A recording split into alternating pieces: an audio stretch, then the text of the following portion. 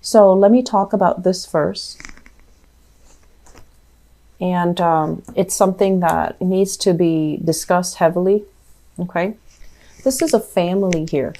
So whenever we have, like, you know, multiple cards, court cards of the same suit, it's usually some type of a family situation. Okay. So we have here Knight of Wands, somebody who's being very, very reckless, evasive with their responsibilities. They kind of go through life as an adrenaline junkie, you know, like act first, ask questions later. We have the Queen of Wands, which is like the matriarch of the family, somebody who's trying to settle down, trying to stabilize his or her life, trying to do the right thing, trying to take care of everybody. And then we also have here the Page of Wands, which is like a younger energy that's very attention seeking, gets into trouble, evasive when it comes to responsibilities, and somebody who's not very truthful. There are some family issues creeping into the picture for this month. If you have family members that are fire signs, so Sagittarius, Aries, Leo, Sun, Moon, or Rising, but either way, I feel like this is a family situation where he says this, she says this, and then we don't really know who to trust. And I also feel like for some of you, there is, it feels to me like there is either a patriarch or a matriarch at stake who's trying to decide, you know, like who has like some money, and they're trying to decide, like they might have inheritance, they might have physical property, like assets, cars, houses, land, stocks, bonds. And then they might have just actual physical money, and they're trying to decide among their children, who should I give this money to? And I feel like everyone is scrambling for this one person's attention. And this one person is thinking more about the younger generation. So for example, if it's a grandma that you're dealing with and you're just like, why did she just overlook me? You know, does she not like me? It's not because of that. It's because she's thinking more about the younger kids and whether or not they have enough. So I feel like there is this energy here about everybody scrambling for a fixed piece of the pie, and it can create a lot of tension in the relationships between the children. It can create a lot of tension in the relationship between that family dynamics. So I do see a lot of people in blended families dealing with step parents, step siblings, step children, and, you know, they're misbehaving, right? But people are misbehaving, but it's almost like your role, because it's complicated, you know, with blended families. Everyone's role is very, it's not clearly defined. So on the one hand, you feel like I should do this, I should, you know, put these people in their place, but you feel like it's not really your place and you don't want to step on anybody's toes. And then likewise, you could be a father, you know, dealing with rambunctious children. And I'm sensing there's also, you know, movement, like wanting to change house, wanting to change location, wanting to do all of these things. But you might have, you know, shared custody and you can't really make a move. So it's very frustrating. It's very family oriented. And the family unit is incredibly unstable. It seems like there are too many people involved, too many mothers, too many children, too many fathers, too much energy contained in a very, very small environment.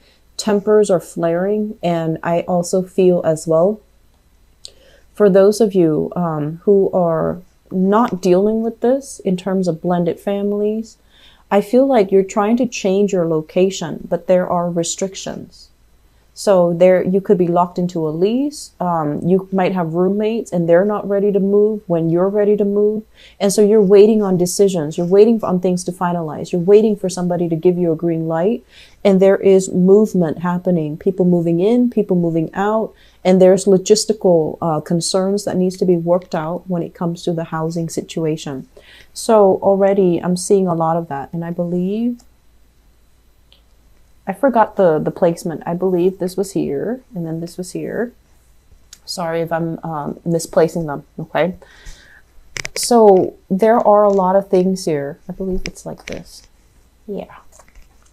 So sorry, Libras. So there are a lot of things here that denotes to me like your sense of stability when it comes to your own foundation, where you need to be, who's there for you, where is home, where can you feel safe, where can you feel, you know, loved and needed and wanted. All of these things are security oriented issues.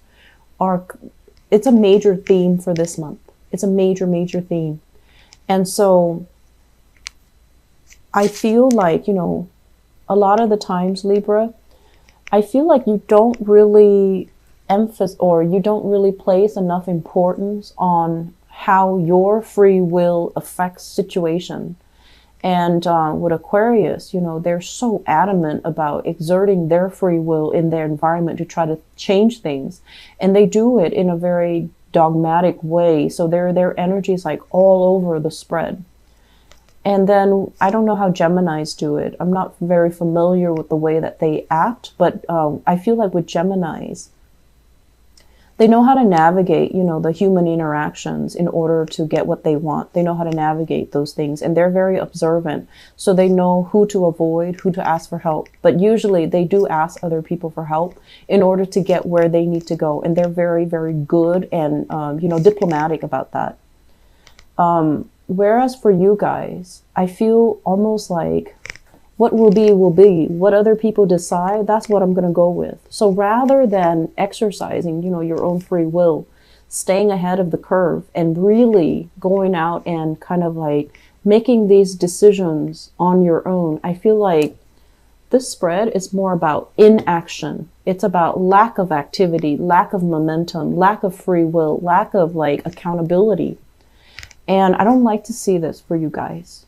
I've seen it for a few months, and I don't like this energy, because when we lack accountability and decisions are made for us, and then, you know, a few months down the line, we're not where we need to be, we blame other people, we blame other actors, we blame our circumstances on other things rather than taking accountability for our own actions and for getting us where we need to go.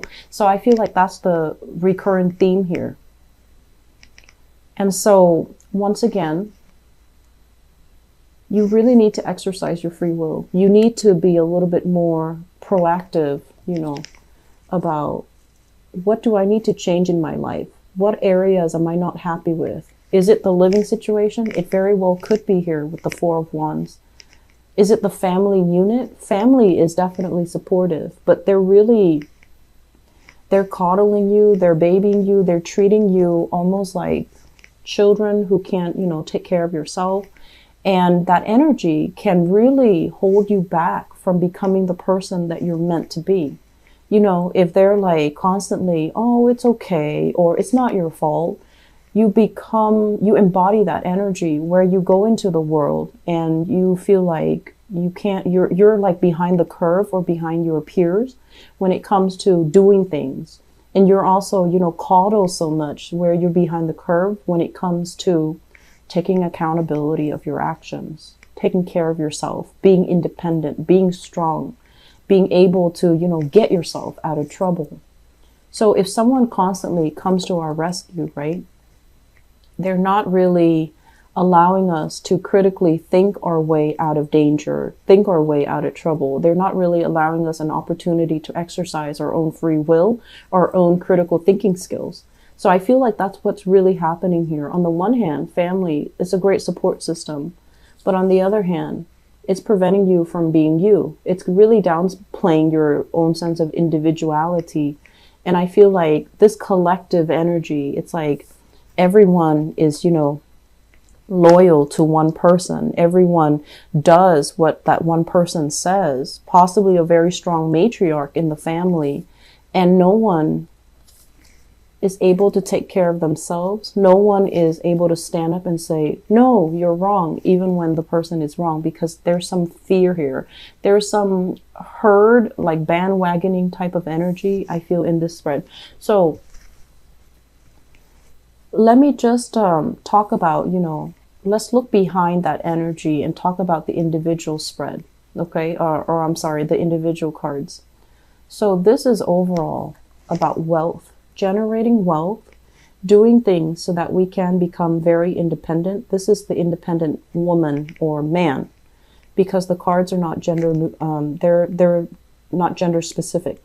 So this is kind of like, what can we do in order to create wealth for ourselves, in order to be independent, to be able to take care of ourselves, to be able to, you know, have the leisure time and not be a slave to money, not be so insecure about our job, where our job is going to take us, whether or not we're going to lose our job. And when it shows up in the reverse position, I feel like you're at a point where you understand how important it is. You're looking at other people that have all of these things, you know, that have that stability. And you're just like, I want to be like that. And you're also looking at people who are very, very materialistic. They have a lot of wealth. They have a lot of prosperity, but they're not very happy. And so you're looking at both sides of the story, or both sides of the equation, and you're just like, how do I reach that middle ground? How do I have enough without being a slave to money? So I feel like there are major themes here about, you know, wanting to be self-employed, wanting to really looking into how can I make money work for me? How can I, you know, have control over the work that I do, so that I'm not constantly under somebody's supervision, somebody else's watch, and I'm not able to exert my independence. So I feel like many of you are flirting with big ideas here about, you know, self-employment, which is very, very good. I feel like the problem, though, coming into the picture is this, the Page of Wands. People telling you that you can't really do it, you know, like the naysayers. But also, it almost seems to me like whatever it is, whatever plans you have, whatever thing that you're trying to implement, the market seems to me to be saturated with the same people, the same industry. It feels to me like there are too many players. How am I going to be able to stand out? And so one thing you might want to look into, and I know I say this a lot in the readings, and it seems like very flippant, but I don't mean it to be flippant. Change your geographical location. If this is something you're passionate about and you feel like you have something to offer, but the market where you are in your vicinity is just saturated, change your location. Figure out where you can go so that you have that little pocket where you can make it your own. If you strongly feel you have something to offer, take the steps, you know, be a little bit daring, be a little bit gutsy, and take that first step, because I feel like you're contemplating, but you're not, you know, thinking, but you're not really making a move here. And you do have some good ideas. You do have some good ideas. What comes through here with the Seven of Swords is, I do feel like there has been some type of evasive energy when it comes to your work environment. It's under a Pentacles card, okay? Some people might have recently left the work environment, and they left with a lot of unanswered questions.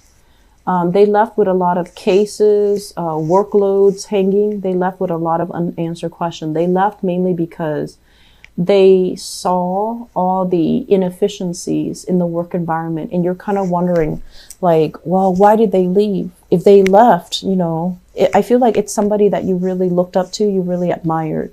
And I have here a fire sign. So this is a Sagittarius, an Aries, or a Leo, Sun, Moon, or Rising. Someone spirited, someone fair, someone who's has a really good heart, you know, helps you when you need help, someone who doesn't abuse their power. So I feel like you had a coworker or a supervisor or somebody that you really admire, and they left mainly because they're not happy.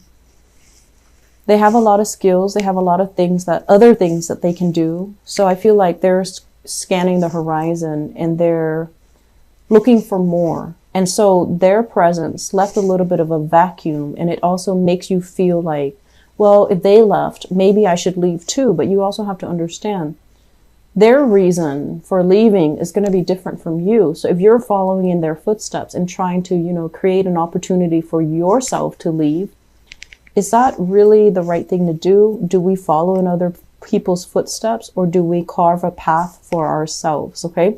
So I feel like they left because of some things that they anticipate will happen in the future. and you're trying to figure out what that is. And so you're feeling very, very unstable in the current work environment. And then on top of that, if you have currently a very strong supervisor who's like monitoring your every step, and they're seeing you like this, you know, rather than, you know, building wealth, they're seeing you like this, where you're not focused, you're scattered, or you're not really contributing equally the same way that other people are contributing. You want to be very careful. Okay, so I feel like you have a no nonsense type of a supervisor or a new boss in the picture, and they're taking notice of everything. So what I mentioned before. And the last thing that I want to end up with here is I feel once again that energy about trying to fit people in the mold and trying to, you know, like seeing the best in somebody.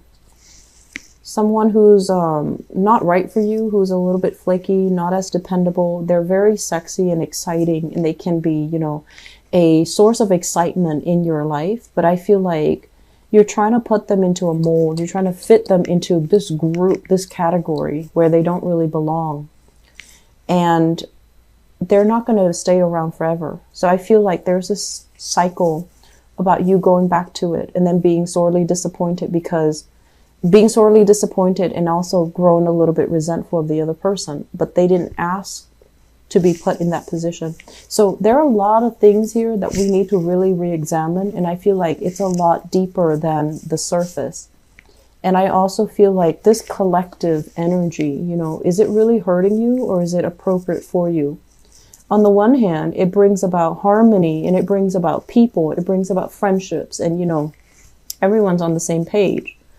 But is it also hindering your individual development? Is it also hindering your ability to think and act on your own? Because I feel like that's what's happening. So don't worry about what other people expect from you. Try to do the right thing. Don't try to appease other people.